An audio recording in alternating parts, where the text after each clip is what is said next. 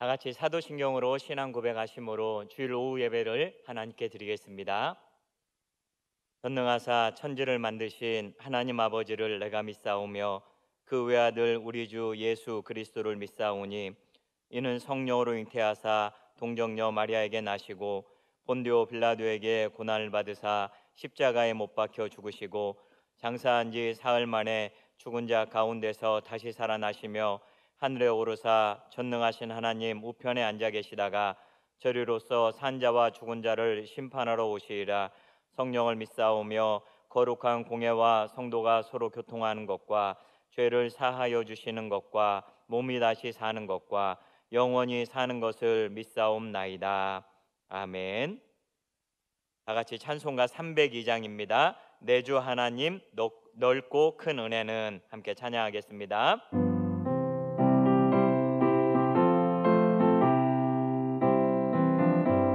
내 주 하나님, 내 주 하나님 넓고 큰 은혜는 저 큰 바다보다 깊다.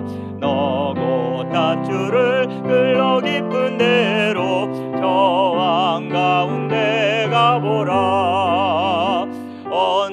언덕을 떠나서 장파에 배 띄워 내 주 예수 은혜의 바다로 내 맘껏 저어가라.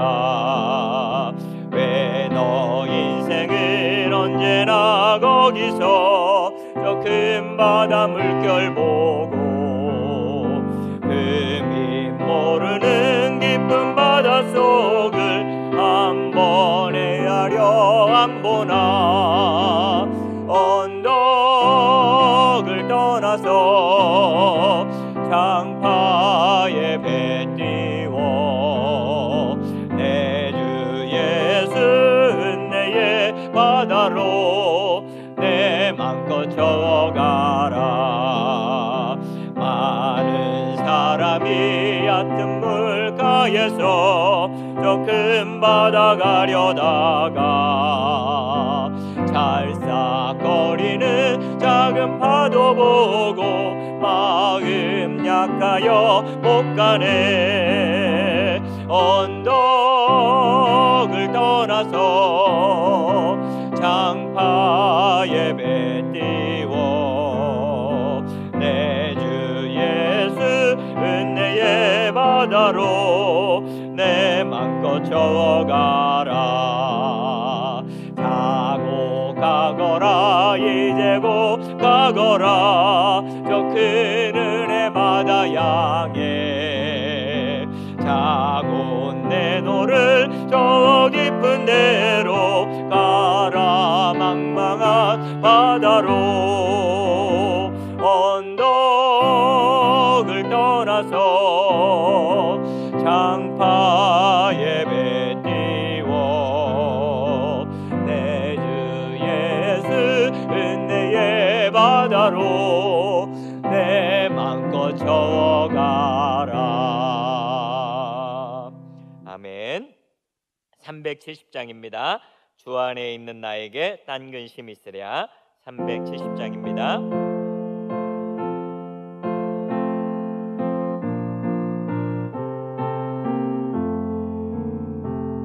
주 안에 있는 나에게 딴 근심 있으랴. 십자가 밑에 나가 내 짐을 풀었네.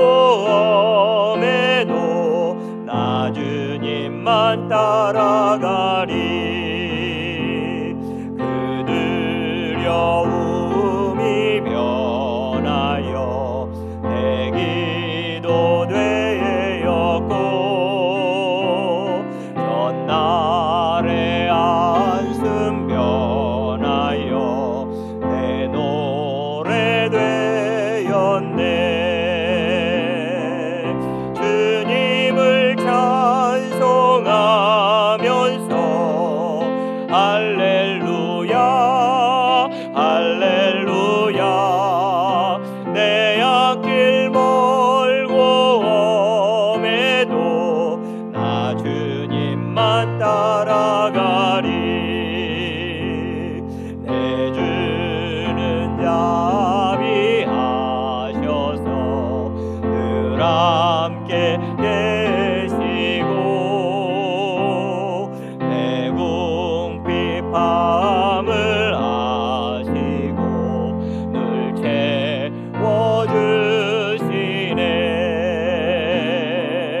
주님을 찬송하면서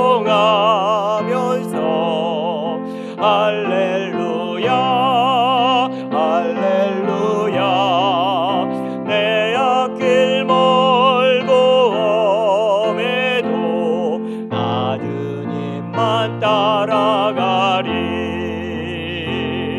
내 주와 맺은 언약은 영불변하시니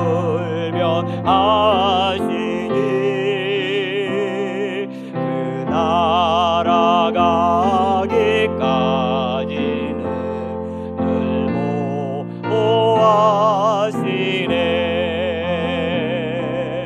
주님을 찬송하면서 할렐루야 할렐루야 내 앞길 멀고 험해도 나 주님만 따라가리 아멘. 교회 소식을 몇 가지 말씀드리겠습니다. 이제 여러분 오늘 저녁부터 시작해서 특별한 어떤 지시가 있을 때까지는 매일 저녁 9시에 여러분이 가정에서 기도회를 가져주시기를 바랍니다. 카톡으로 목장에 이제 기도 제목이 갈 겁니다. 그러면 여러분이 있는 현장에서 또 가정에서 함께 기도해 주시는 시간을 꼭 가져주시기를 바랍니다.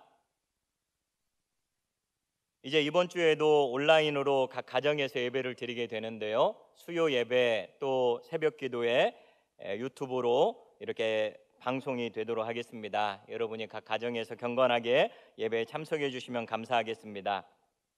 다음 주부터 있을 예정이었던 교사 세미나가 연기가 됐습니다. 여러분이 기억해 주시길 바랍니다. 당분간 모든 훈련과 모임은 연기가 됩니다. 조속히 재개될 수 있도록 기도해 주시기를 바랍니다. 헌금에 대한 안내입니다. 여러분이 각 가정에서 모아두셨다가 한꺼번에 이제 교회 오실 때 내셔도 되고요. 또 온라인으로 헌금하셔도 됩니다.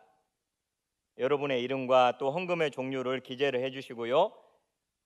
우리 교회 그 헌금 계좌가 나와 있는데요. 이름이 남현교회로 되어 있지 않고요. 대한예수교 장로회 남현 이렇게 되어 있습니다. 여러분이 이 점을 기억해 주시고 착오 없으시기를 부탁드립니다. 이제 말씀을 듣도록 하겠습니다. 임승길 목사님 나오셔서 말씀을 전해 주실 텐데요. 말씀 들으실 때 큰 은혜 받으시기를 바랍니다. 오늘 보실 하나님의 말씀은 열왕기하 7장 1절로부터 2절입니다. 열왕기하 7장 1절로부터 2절 구약 성경 571페이지에 있습니다.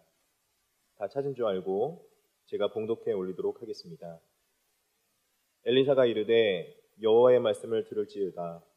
여호와께서 이르시되 내일 이맘때에 사마리아 성문에서 고운 밀가루 한 스아를 한 세겔로 매매하고 보리 두 수아를 한 세겔로 매매하리라 하셨느니라. 그때 왕이 그의 손에 의지하는 자 곧 한 장관이 하나님의 사람에게 대답하여 이르되 여호와께서 하늘의 창을 내신들 어찌 이런 일이 있으리요 하더라. 엘리사가 이르되 내가 내 눈으로 보리라. 그러나 그것을 먹지는 못하리라 하니라. 아멘. 할렐루야. 오후 예배 나온 여러분 주님의 이름으로 환영하고 축복합니다.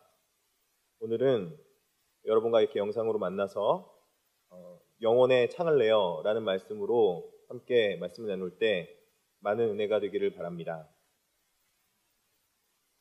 신앙에서 가장 위로가 되는 것이 있다면 뭐니 해도 예수 그리스도일 것입니다. 오죽하면은 하이델베르그 문답에서 첫 번째 질문이 사나 죽으나 그대의 유일한 위로가 무엇입니까? 하고 묻는 질문에 나의 신실하신 구주 예수님입니다. 라고 대답합니다. 예수님의 위로가 다른 위로보다 어떤 특별한 점이 있을까 찾아보면은 예수 그리스도께서는 전능하신 하나님의 아들이심에도 이 땅에 육신을 입고 오셔서 우리와 똑같은 아픔과 고통을 몸소 체휼하시고 겪으셨기에 우리의 아픔을 아는 분이셨고 또한 여기에 그치지 않고 그 아픔에 복음으로 나아갈 소망과 비전을 제시해 주셨기 때문입니다. 이처럼 예수님의 위로는 두 가지가 있습니다. 오늘의 현실 속에서 아파하고 함께 위로할 뿐만 아니라 내일에 나아갈 방향을 제시해 주어 진정한 위로의 가치를 알게 한다는 것입니다. 그렇게 이 위로가 오늘날 다른 어떤 위로보다 감동이 되고 우리에게 힘이 되는 것은 우리에게 이 위로로 하나님 앞에 의지를 내어 힘있게 복음으로 나아갈 수 있게 하기 때문입니다. 사실 이 부분은 우리가 이론적으로 너무나도 많이 알고 있는 내용입니다. 우리가 이 위로를 항상 구하고 갈망하고 찾지만 사실 오늘날의 목회 현장에서 살펴보면은 이것이 잘 적용되고 있을까? 또 어떻게 적용되고 있을까 살펴보면은 그렇게 쉬운 일만은 아닌 것 같습니다. 그도 그럴 것이 우리에게 주어진 이 위로에 믿음으로 받아들일 부분이 있기 때문에 현실에서 다가오는 우리의 이성의 많은 부분이 이 믿음의 부분을 거부하기 때문입니다. 우리가 가지고 있는 이성은 우리가 믿는 믿음의 부분을 객관적이거나 또 바른 것이라고 또 때로는 그 사실이 우리가 보는 현실이 아니라고 생각하기 때문에 신앙의 기준으로 판단 삼지 않는다는 것입니다. 그렇기에 오늘 이 믿음과 이성의 양립으로 말미암아 오늘날까지 많은 이 신앙의 위로가 우리에게 와닿지 않은 경우를 종종 보곤 합니다. 사실 이런 일은 기독교 역사에서 많이 봐왔던 것을 볼 수 있습니다. 중세시대에서는 이 이성과 믿음 중에서 믿음만을 많이 강조했습니다. 덮어놓고 신앙을 강조하고 병에 걸려도 또 어떤 안 좋은 일이 있어도 죄의 문제나 또 때로는 신앙이 부족해서라는 이유로 많이 치부해버리고 말았습니다. 때로는 이해하지 못하는 일들이 벌어졌을 때 사탄의 방해라는 이름하에 그 어떤 희생양을 표적 삼을 때가 많이 있었습니다. 반면에 17에서 19세기에는 오히려 이성만을 강조하는 때가 있었습니다. 17세기의 이성주의, 18세기의 계몽주의, 19세기의 실존주의, 이 모든 것들이 이성을 너무 강조하다 보니까 객관적인 사실이나 눈에 보이지 않는 것은 받아들이지 않는 현상이 있게 되었습니다. 이렇게 이성만을 강조하게 되었을 때 찾아오는 가장 큰 문제는 하나님이 들어올 소망의 자리가 그들에게 없다는 것입니다. 안타까운 현실 속에서 이 현실을 뚫고 하나님의 일하심과 도우심을 우리가 찾고 구해야 되는데 이 이성 가운데는 믿음의 부분이 우리를 찾아오지 못하게 하고 많은 사람들이 이 소망을 갖지 못해서 좌절하고 낙심할 때가 많이 있었습니다. 또 지나친 이성주의에 대한 반대주의로 믿음을 지나치게 강조한 나머지 신비주의로 빠져든 사람도 있었고 이 두 가지 모두 다 부정하면서 오히려 내 감정만 의지하면서 그것이 하나님의 임재라는 감정주의로 또 치우치기도 하였습니다. 이런 모든 일련의 과정들을 보면은 우리의 이성과 믿음이 정말로 함께 공존할 수 있을까? 이것들이 함께 갈 수 있을까 생각이 되지만 이 모든 부분들을 살펴보면은 결국 신앙은 절대 이성과 믿음이 분리된 것이 아니라 우리 안에서 함께 조화롭게 이루어져야 될 것임을 다시 한번 바라보게 됩니다. 왜냐하면 우리의 신앙이 우리의 인격과 분리되지 않고 또 우리의 인격 위에 신앙이 지어져 가야 되기 때문에 그렇다는 것입니다. 우리의 신앙은 인격과 함께 지어져 가야 된다는 것입니다. 우리의 신앙이 성숙하면서 우리의 인격을 또 자라게 해주고 우리의 인격이 자란 가운데 신앙이 또한 성숙해져 가야 된다는 것입니다. 그래서 여호수아서 24장 14절에 보면은 우리가 온전한 신앙을 가질 때 이렇게 말하고 있습니다. 그러므로 이제는 여호와를 경외하며 온전함과 진실함으로 그를 섬기라. 너희의 조상들이 강 저쪽과 애굽에서 섬기던 신들을 치워버리고 여호와만 섬기라. 구원받고 가나안 땅에 정착할 백성들에게 온전함과 진실하게 경외하면서 살아가라. 그렇게 말을 했습니다. 이 온전함은 가나안 정착민에게 의무이자 권리였던 것이죠. 또한 신약의 바울도 우리의 인격이 변화되어 하나님 앞에 예배자로 살아갈 것을 로마서 12장 2절에 이렇게 말하고 있습니다. 너희는 이 세대를 본받지 말고 오직 마음을 새롭게 함으로 변화를 받아 하나님의 선하시고 기뻐하시고 온전한 뜻이 무엇인지 분별하도록 하라. 온전한 예배자로 살아가기 위해서는 우리가 분별하여서 기쁨과 또 변화를 가질 것을 말하고 있다는 것입니다. 온전한 예배자로 살아갈 수 있도록 우리의 인격의 변화와 또 그리고 우리의 감정과 또 의지를 변화시킬 것을 말하고 있다는 것이죠.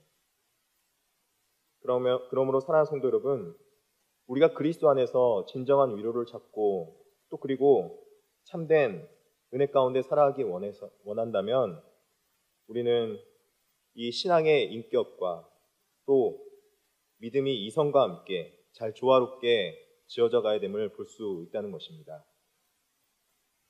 그렇다면 사랑하는 성도 여러분, 우리의 인격이 어떻게 믿음과 조화를 이룰 수 있을까요? 인격은 우리의 지정의에 관한 것인데 먼저 이성과 신앙의 조화의 관계를 한번 오늘 본문을 통해서 살펴보도록 하겠습니다. 7장 1절의 내용입니다. 엘리사가 이르되 여호와의 말씀을 들을지어다. 여호와께서 이르시되 내일 이맘때에 사마리아 성문에서 고운 밀가루 한 쌀을 한 세겔로 매매하고 보리 두 쌀을 한 세겔로 매매하리라 하셨느니라. 이렇게 말합니다. 오늘 본문의 배경은 아람의 베나닷이 북이스라엘을 쳐들어왔을 때 사마리아가 이 아람의 군대에서 포위당하고 많은 사람들이 굶주려서 죽어가고 먹지 못하는 상황 가운데 있는 것을 배경으로 합니다. 이 안타까운 상황 가운데서 북이스라엘 백성들은 굶어 죽어가고 있고 또 그리고 힘들어하고 있는 가운데 하나님의 사람 엘리사가 나타나서 그들에게 말씀으로 내일 이맘때에 고운 밀가루 한 쌀을 한 세겔로 매매할 수 있도록 해주겠고 보리 두 쌀을 한 세겔로 매매할 수 있겠다, 그렇게 말씀해주고 있는 것입니다. 여러분, 한 쌀가 어느 정도 되냐면 7.5리터 정도 되는 양입니다. 한 쌀에 한 세겔, 쉽게 말하면 약 8리터 정도 되는 그 양인데 그것을 약 100원 정도라고 생각하면 될 것 같고, 보리가 두 쌀이기 때문에 16리터 되는 양을 약 100원 정도에 판매한다는 것입니다. 너무나도 좋은 말이죠. 너무나도 기쁜 말이죠.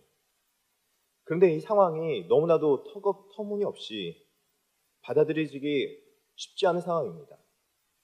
오늘을 굶어 죽어가고 있는데 이 오늘 굶어 죽어가고 있는 상황에서 내일 이렇게 많은 양의 식량이 주어진다는 것은 이성적으로 도저히 받아들이기 힘든 상황입니다. 거부감이 들 수 있고 또 그리고 힘들 수 있는 상황인 것이죠. 그래서 왕의 신하가 이렇게 이성적으로, 아니 어떻게 보면은 객관적인 시각을 가지고 이렇게 말을 합니다. 2절에 그때 왕이 그의 손에 의지하는 자 곧 한 장관이 하나님의 사람에게 대답하여 이르되 여호와께서 하늘의 창을 내신들 어찌 이런 일이 있으리요 하더라. 여호와께서 하늘의 창을 내신들 어떻게 이런 일이 있을 수 있겠습니까? 이것은 말이 안 됩니다. 아니, 창을 내어도 그런 일은 쉬운 일이 아닙니다. 이성적으로 합리적으로 생각해 보십시오. 이렇게 말을 하고 있는 것이죠. 예, 그럴 수 있을 것 같습니다. 오늘 굶어 죽어가고 있는데 바로 내일 배부르게 먹을 것이다 라고 말을 하면 누가 믿을 수 있겠습니까? 누가 그것을 사실이라고 받아들일 수 있겠습니까? 그러나 그럼에도 불구하고 오늘 본문은 이 가능하다라고 하나님의 사람을 통해서 말씀해 주고 있다는 것입니다. 왜 그런지 찾아봤더니 우리가 읽지 않았던 6장에 하나님의 사람이 해준 승리의 역사가 있기 때문에 그렇다는 것입니다. 6장에서도 아람의 군대가 쳐들어왔습니다. 이때에도 북이스라엘은 아람의 군대를 잘 물리칠 수 있었습니다. 어떻게 물리쳤나 보니까 북이스라엘이 싸움에 능하고 대단히 뛰어내서 그 승리를 얻은 것이 아닙니다. 하나님이 주신 승리였다는 것입니다. 엘리야의 사환이 눈을 들어서 보니까 아람의 군대들이 많이 들어온 거예요. 이 북이스라엘 사마리아를 포위하고 들어온 거예요. 두려웠겠죠? 떨었겠죠? 하나님의 사람에게 가서 말을 합니다. 보십시오. 저기 아람의 군대가 저렇게 많이 쳐들어왔습니다. 그렇게 두려워할 때 하나님의 사람은 이 사환에게 마치 눈에 닫혀있는 창을 열어주듯이 눈을 열어서 산을 볼 수 있도록 해줍니다. 산에 보니까 불병거와 불말이 아주 가득 차 있는 거예요. 이 사환이 갑자기 사기가 돋기 시작했습니다. 힘이 나기 시작한 것이죠. 그런데 거기에 멈추지 않고 이 아람의 군대는 마치 눈에 있는 창을 닫듯이 눈을 가리워서 이들을 데리고 함정으로 빠뜨립니다. 그리고 이들이 간 곳은 사마리아 성 한복판이었고 이들은 포위되고 말았습니다. 그 결과 아람은 이 전쟁에서 패배하게 되고 전쟁에 패한 아람 군대는 이제 다시는 북이스라엘을 공격하지 못할 정도로 놀라서 돌아가고 말았습니다. 그 결과 6장 23절에 있는데 이렇게 말하고 있습니다. 왕이 위하여 음식을 많이 베풀고 그들이 먹고 마심에 놓아보내니 그들이 그들의 주인에게 돌아가니라. 이로부터 아람의 군사의 부대가 다시는 이스라엘 땅에 들어오지 못하니라. 다시는 이스라엘 땅에 못 들어오겠다. 그렇게 말을 했습니다. 그러고 보니 북이스라엘에는 아람을 이길 힘은 없었습니다. 아람을 이길 능력은 전쟁에서 승리할 이유는 아무것도 없었습니다. 그런데 단 한 가지 이들에게는 하나님의 사람이 있었고 이 하나님의 사람을 통하여서 하나님 앞에 열려있는 창이 있었던 것이죠. 이것을 통하여서 하나님께서 일하시고 또 그 일하심이 이들 가운데 들어올 수 있게 되었던 것입니다. 하나님의 사람 엘리사는 이 지난 6장에 있었던 내용을 바탕으로 오늘 7장에도 이렇게 어려움 당하고 굶주리고 있고 포위당해 있는 백성들에게 지난날에 일했던 하나님께서 앞으로도 일하실 것이다 라는 그 뜻 가운데 밀가루 한 쌀에 한 세겔 하고 보리 두 수아에 한 세겔 하리라 라는 객관적인 사실을 말했던 것입니다. 이전에 있었던 지난 날들의 역사들을 바라봐라. 그것이 너희에게 이성 가운데 들려줄 수 있는 객관적인 사실이다. 그 사실들이 있다면 오늘날에도 믿음을 가질 수 있는 것이다. 그렇게 말씀해주고 있다는 것이죠. 그리고 보면은 이 이성과 믿음은 서로 대립하고 있는 것은 아닌 것 같습니다.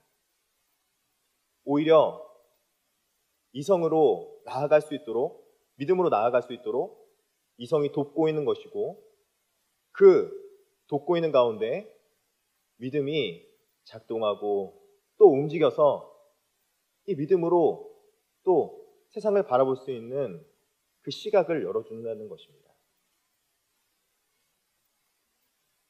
우리 가운데 이렇게 영혼의 창을 열면 수많은 삶 속에서 우리 가운데 일하시는 하나님의 삶의 흔적들이 역사 속에 많이 있는 것을 바라볼 수 있게 되는 것입니다.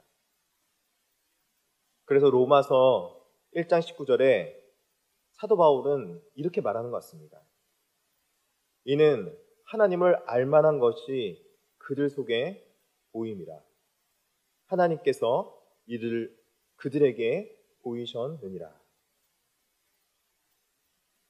하나님께서는 이들이 이성으로도 믿음을 가질 수 있고 그 믿음으로 또 이 세상을 바라보면서 우리가 또 이성적으로 가져야 될 객관적인 사실을 믿음 안에서 바라볼 수 있도록 서로 이성과 믿음이 협력할 수 있도록 만들어 주었다는 것입니다.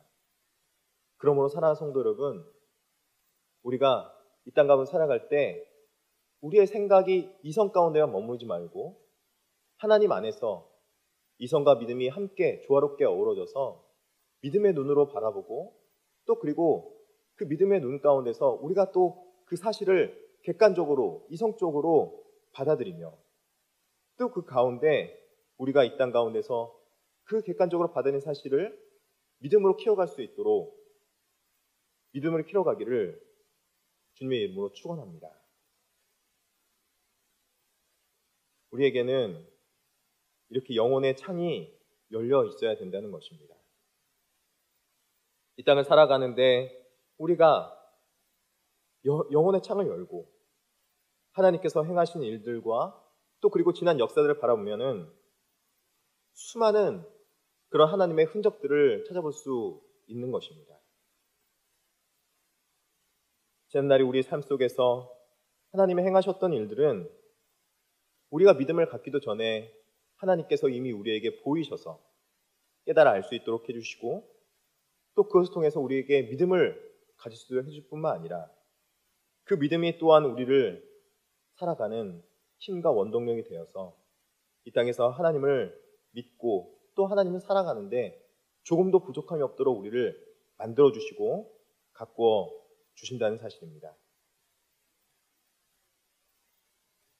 그렇게 살았던 사람 중에 제가 정말 좋아하는 사람이 있습니다. 바로 다윗이죠. 다윗은 이렇게 영혼의 창이 열려있는 사람이었습니다. 그는 시편 8편 1절에 이렇게 말하고 있습니다. 여호와 우리 주여, 주의 이름이 온 땅에 어찌 그리 아름다운지요. 주의 영광이 하늘을 덮었나이다. 이렇게 말합니다. 여러분, 다윗 하면은 어떤 이미지가 떠오릅니까? 어떤 생각이 가장 먼저 떠오릅니까?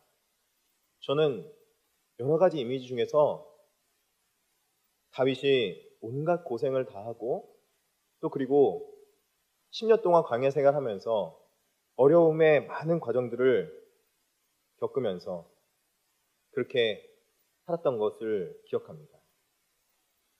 사실 그에게는 감사할 일들 또 그리고 하나님을 찬송한 일들보다는 지난날에 왜 이렇게 하나님 힘들게 했습니까?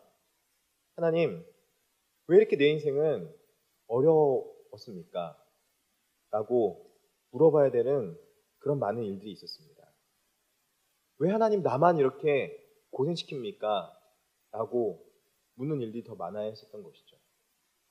근데 다윗의 오늘 시편의 첫 마디가 여러분 어떤 줄 아십니까? 여호와 우리 주여 주의 이름이 온 땅에 어찌 그리 아름다운지요. 이렇게 말을 합니다. 어려움을 당해봤고 힘든 일을 당해봤기 때문에 가시돋친 말, 또 그리고 삶 속에서 고난받았던 일들, 어려웠던 일들, 그런 말들 더 많이 할 것 같은데 다윗은 온 세계를 바라보면서 여호와 우리 주여 주의 이름이 온 땅에 어찌 그리 아름답습니까? 이렇게 고백하고 있는 것입니다. 다윗은 자신의 영혼에 창이 있었던 것이죠.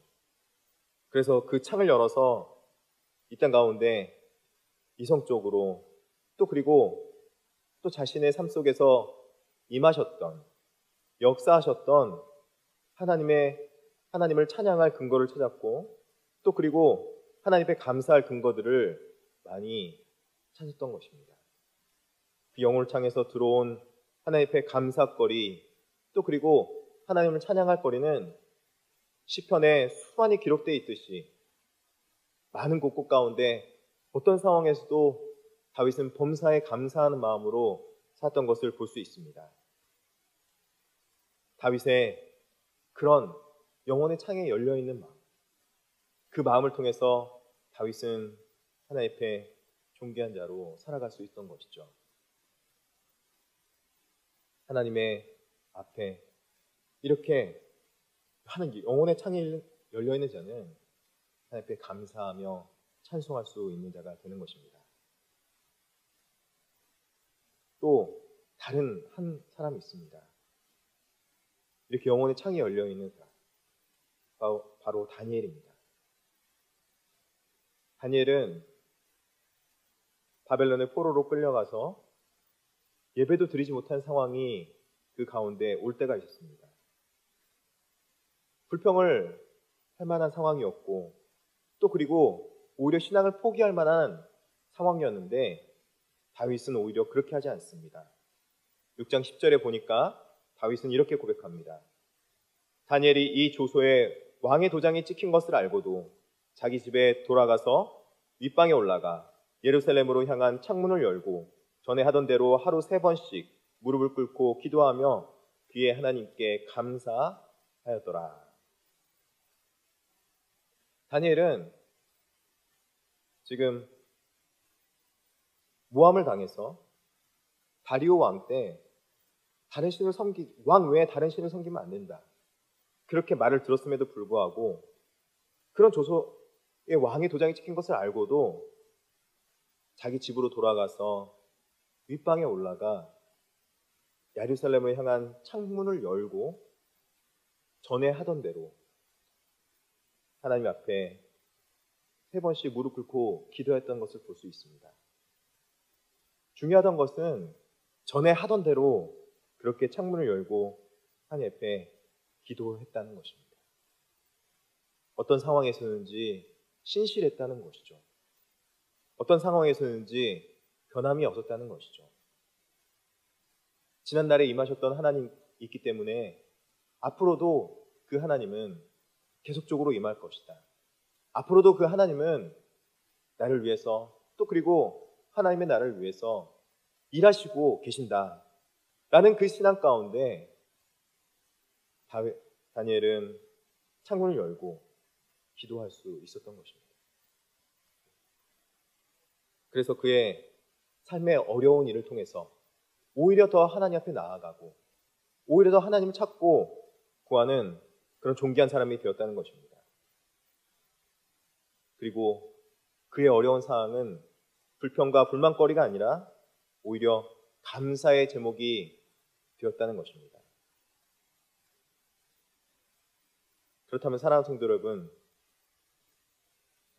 이렇게 영혼의 창이 열려 있을 때 우리는 어떠한 유익을 얻을 수 있습니까? 우리가 이성적으로 하나님 앞에 감사할 일들, 찬송할 일들을 찾지 못할 때에 하나님 앞에 감사와 찬양의 거리를 찾을 수 있고, 또 그리고 그 신앙이 우리를 다시 하나님 앞에 이끌어주는 신앙의 힘이 되고 원동력이 된다는 사실입니다. 저는 이 설교를 준비하면서 우리의 마음에 영혼의 창문이 열렸으면 좋겠다, 그런 생각을 해봤습니다. 오늘 본문에 나온 왕의 신하, 그 장관은 마지막 결론에는 그들이 얻어온 전쟁의 승리물들, 많은 식량을 보기는 봅니다. 그러나 그것을 먹지는 못하는 상황에 다가오게 됩니다. 그리고 그가 먹지 못할 그때에 오히려 그는 죽음을 맞았다, 그렇게 말을 하고 있습니다. 그러나 영혼의 창을 열고 믿음의 눈으로 우리가 이 땅 가운데 살아가게 되면 우리의 삶 속에서 당하는 어려운 일들 가운데서도 하나님의 일하심을 바라볼 수 있게 되고, 또 그리고 좌절하거나 낭망하지 않고 하나님이 주시는 소망 가운데 또 하나님의 행하실 일들을 보며 또 그것들을 누리며 살아갈 수 있음을 말해주고 있다는 것입니다. 그러므로 사랑하는 성도 여러분, 여러분의 삶 속에 어려운 일들, 힘든 일들 있을지 모르겠습니다. 그 어려운 일들, 힘든 일들이 있을지라도 우리는 이 땅 가운데서 영혼의 창을 열고 하나님을 바라보며 온전하게 믿음으로 살아갈 줄 믿습니다. 그리고 그걸 통해서 우리는 지난날에 일하셨던 하나님이 앞으로도 우리와 함께 동행하며 일하실 것이라고 그렇게 믿고 신뢰하면서 하나님 앞에 믿음으로 나아갈 수 있는 저와 되기를 진심으로 축원합니다. 남의 교회를 보면서 오늘 이 예배를 영상으로밖에 드리지 못하는 분이 있다면 창을 열고 하나님 앞에, 하나님, 우리가 다시 만날 그날을 기약하면서 우리 마음 가운데 하나님 앞에 온전하게 예배드리는 그날이 속히 올 수 있도록 하여 주시옵소서. 오히려 이 상황 가운데서도 하나님 감사합니다. 예배의 소중함과 또 교회의 소중함을 알 수 있도록 해주셔서 너무나도 감사합니다 하는 마음으로 감사하는 마음을 가졌으면 좋겠습니다. 그리고 오늘날의 현실의 어려운 일들을 뒤로하고 이 현실 어려움 속에서도 하나님은 우리를 위해서 일하시고 계신, 그리고 우리를 이 땅에서 신앙으로 인도해 주실 그런 하나님을 기대하며 나아갈 수 있는 저와 여러분 되기를 진심으로 축원합니다. 기도하시겠습니다.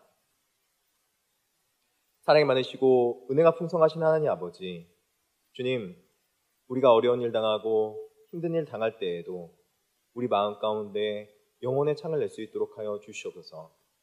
그리하여서 이 영혼의 창 가운데 우리가 이성적으로 또 그리고 믿음으로 하나님 앞에 나아갈 수 있는 객관적인 사실들과 역사적인 사실들을 바라보게 하여 주시옵소서.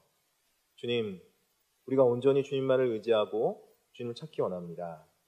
주님 안에서 우리가 신실하게 믿음 생활을 하며 또 주님만을 의지하며 나아갈 때 우리 가운데 성령 충만, 은혜 충만할 수 있도록 하여 주시옵시고, 또 그리하여서 우리가 이 땅 가운데서 때로 힘들고 어려울지라도 하나님을 의지하는 마음으로 그 믿음 가운데 온전하게 주님만 바라보며 살아갈 수 있도록 하여 주시옵소서.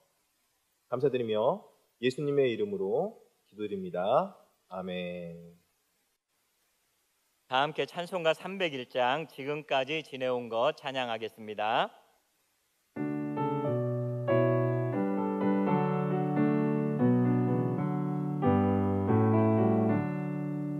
지금까지 지내온 것 주의 크신 은혜라. 아니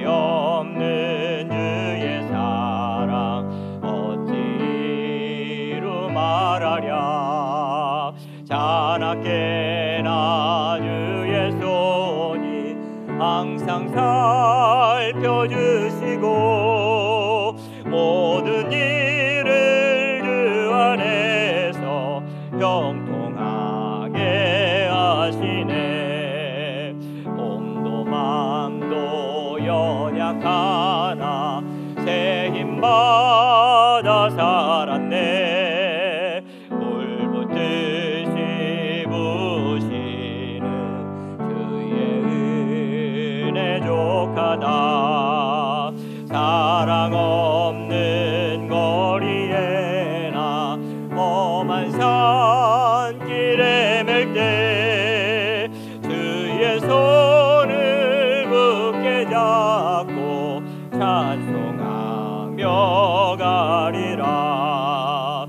주님 다시 배올 날이 날로 날로 다가와. 무거운 짐 주께 맡겨 벗을 날도 멀잖네. 나를 위해 예비하신 고향집에 돌아가 아버지의 품 안에서 영원토록 살리라. 아멘. 기도하겠습니다. 이제는 우리 구주 예수 그리스도의 은혜와 하나님 아버지의 다함없는 사랑과 성령님의 감동감화 유로교통 충만하심의 역사가 지난날에도 우리의 삶 가운데 역사하셨던 그 주님, 오늘도 우리의 삶 가운데서 역사하시고 일하시는 그 주님을 붙잡고 승리하며 살아가기로 소원하며 다짐하며 예배하는 사랑하는 주의 백성들 머리 위에 이제로부터 영원토록 함께 있을지어다. 아멘.